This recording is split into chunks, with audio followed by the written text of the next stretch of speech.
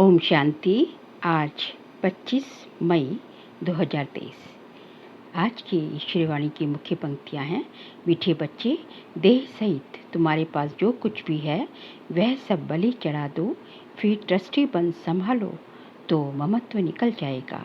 देह सहित तुम्हारे पास जो कुछ भी है वह सब बलि चढ़ा दो, फिर ट्रस्टी बन संभालो तो ममत्व निकल जाएगा। प्रश्न है, हर एक ब्राह्मण बच्चे को कौन सी युक्ति जरूर सीखनी चाहिए?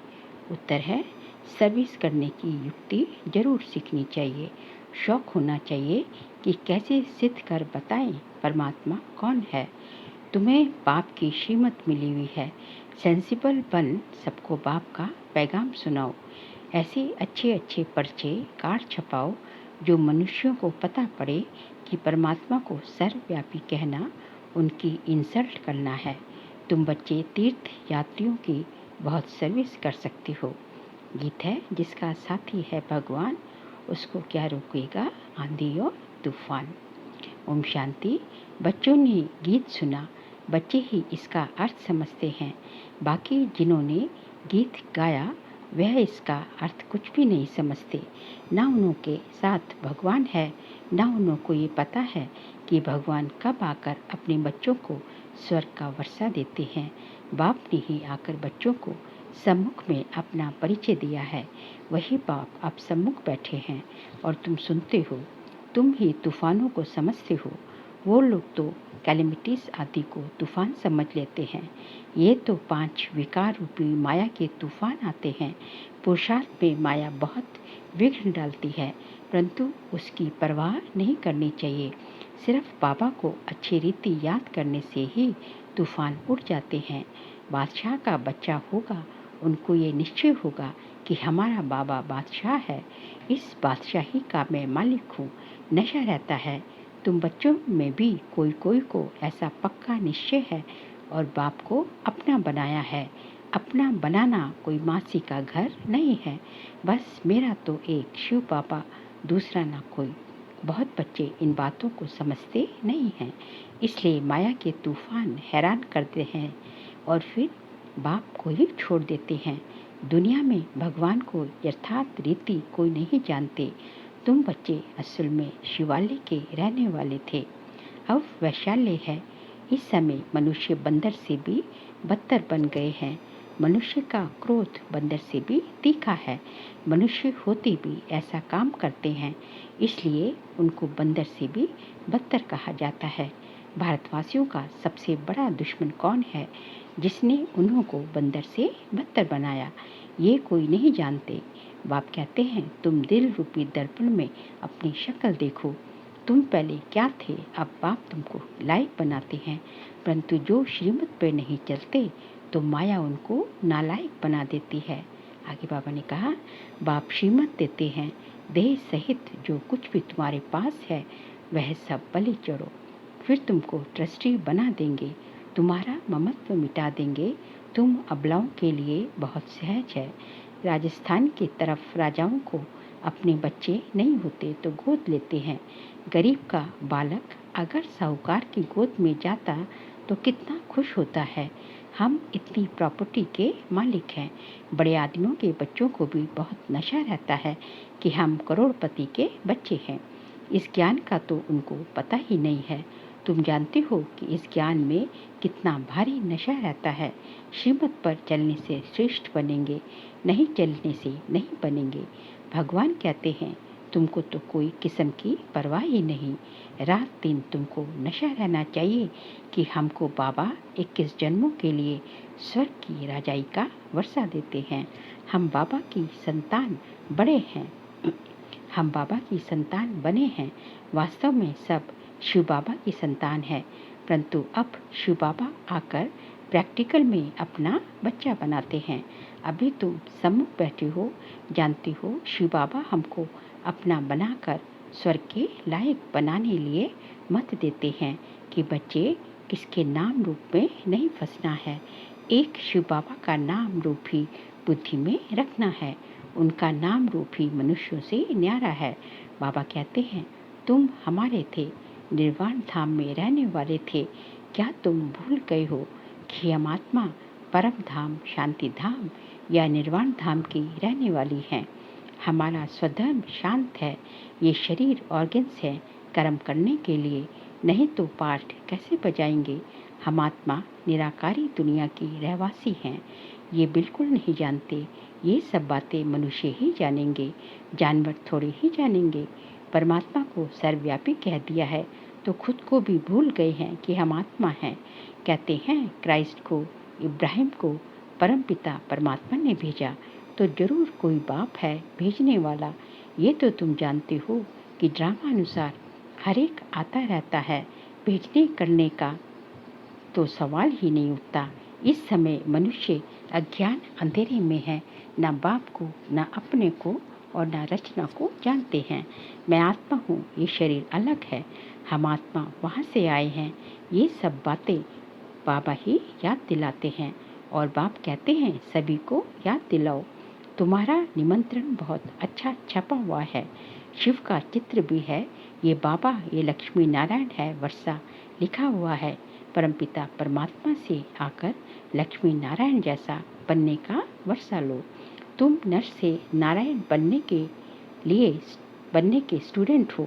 वह साहूकार आदि के बच्चे पढ़ते होंगे तो कितना खुश होते होंगे, परंतु हमारे आगे तो वह कुछ भी नहीं है। अल्पकाल के सुख लिए मेहनत करते हैं। तुम बच्चे सदा सुख पाते हो, ये भी तुम ही कह सकते हो। कहाँ भी जाओ हाथ में निमंत्रण पत्र हो, बोलो ये सभी आत्माओं का बाप स्वर्ग का रचयिता है, उनसे वर्षा कैसे मिलता है। सो लिखा हुआ है। ये निमंत्रण एरोप्लेन से गिरा सकते हो, अखबार में भी डाल सकते हो, बड़े बड़े का निमंत्रण मिल जाएगा। ये एरोप्लेन विनाश के लिए भी है तो तुम्हारी सर्विस के लिए भी है।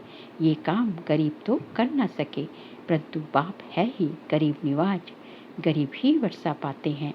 साहूकार तो ममत्व में फंसे हुए हैं, सरेंडर होने में हृदय विदीर्ण होता है। कन्याओं माताओं का इस समय ही भाग्य उदय होता है।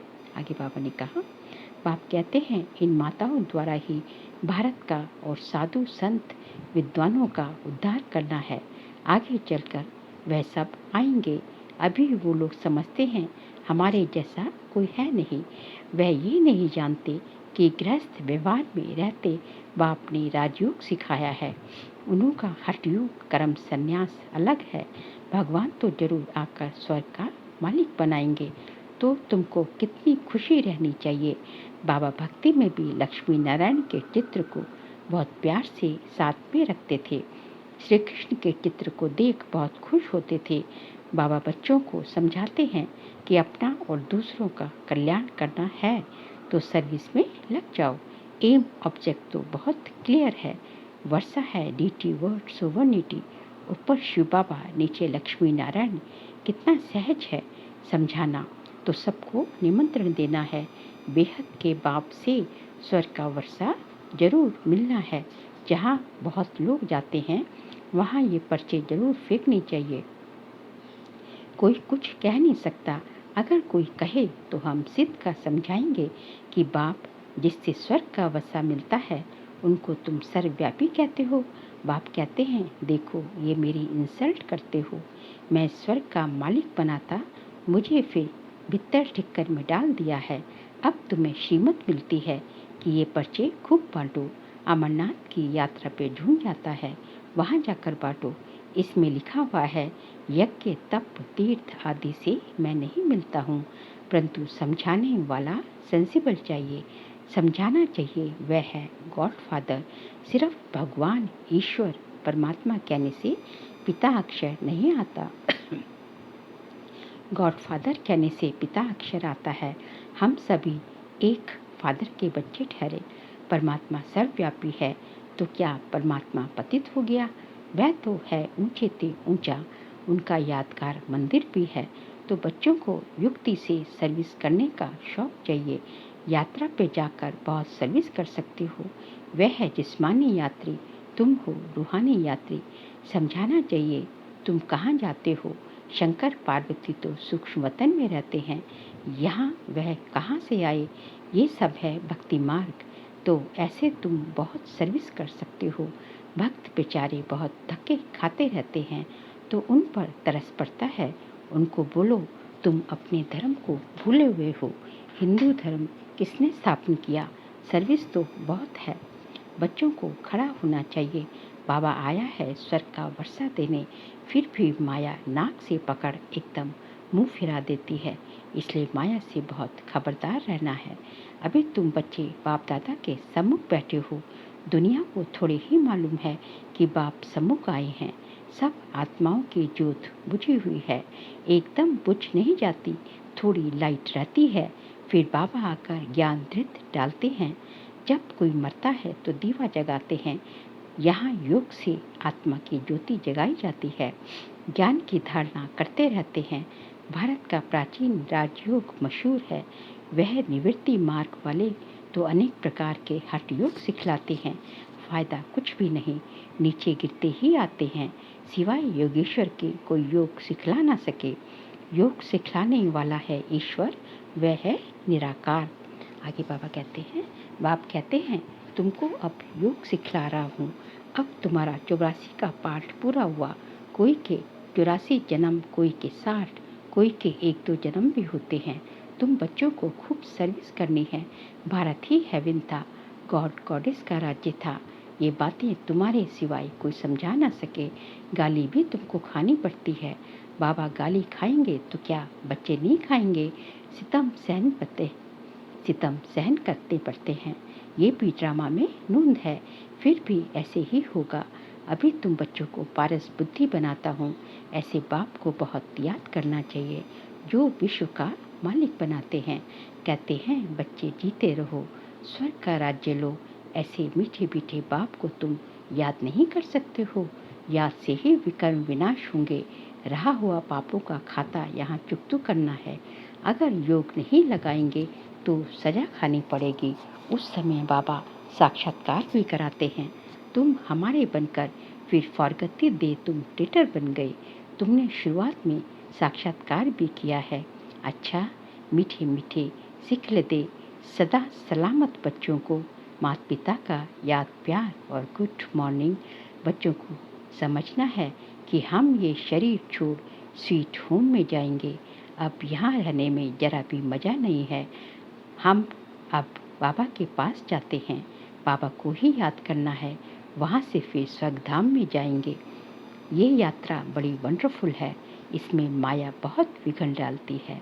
अच्छा, मीठे मीठे सिखिलते बच्चों प्रति माता पिता बाप दादा का याद प्यार और गुड मॉर्निंग। रूहानी बाप के रूहानी बच्चों को नमस्ते। हम रूहानी बच्चों के रूहानी बाप दादा को नमस्ते नमस्ते नमस्ते। सार के लिए पॉइंट्स हैं। एक शिव बाबा का नाम रूप बुद्धि में रखना है और किसी के भी नाम रूप में नहीं फंसना है। माया के तूफानों की परवाह नहीं करनी है। मेरा तो एक शिव बाबा, दूसरा ना कोई। इस विधि से तूफान हटा देने हैं। आज का बाबा का वरदान है, सदा यथार्थ श्रेष्ठ कर्म द्वारा सफलता का फल प्राप्त करने वाले ज्ञानी योगी तू आत्मा भव। सदा यथार्थ श्रेष्ठ कर्म द्वारा सफलता का फल प्राप्त करने वाले ज्ञानी योगी तू आत्मा भव।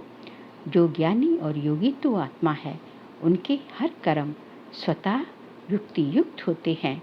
युक्ति युक्त अर्थात सदा यथार्थ श्रेष्ठ कर्म। कोई भी कर्म रूपी बीज फल के सिवाय नहीं होता। जो युक्ति युक्त होगा वह जिस समय जो संकल्प वाणी या कर्म चाहे वह कर सकेगा। उनके संकल्प भी युक्ति युक्त होंगे। ऐसे नहीं ये करना नहीं चाहता था और हो गया, सोचना नहीं चाहिए था, सोच लिया। राजयुक्त योग युक्त की निशानी है ही युक्ति युक्त। स्लोगन है, जिनकी दिल बड़ी है उनके भंडारे सदा भरपूर रहते हैं। जिनकी दिल बड़ी है उनके भंडारे सदा भरपूर रहते हैं। बाबा कहते हैं कि यह जिनकी दिल बड़ी है, मतलब जिनका जय विशाल दिल है, उनकी जिनके दिल में हर एक के लिए रहम है, रहम है, सम्मान है, तो जिनके लिए जिनके पास जो है दूसरों के लिए हमेशा जो है बहुत शुभकामना है, तो उनके जो है भंडारे सदा भरपूर रहते हैं। उनके भंडारों में जो है बाबा बहुत बरकत डालते हैं। उनके भंडारे जो है सदा भरपूर रहते हैं। इसलिए जो है विशाल बुद्धि, विशाल दिल जो है अपना रखना है। तो जो है विशाल दिल जिस होगी तो भंडारे भरपूर और काल कंटक दूर होंगे। अच्छा, ओम शांति।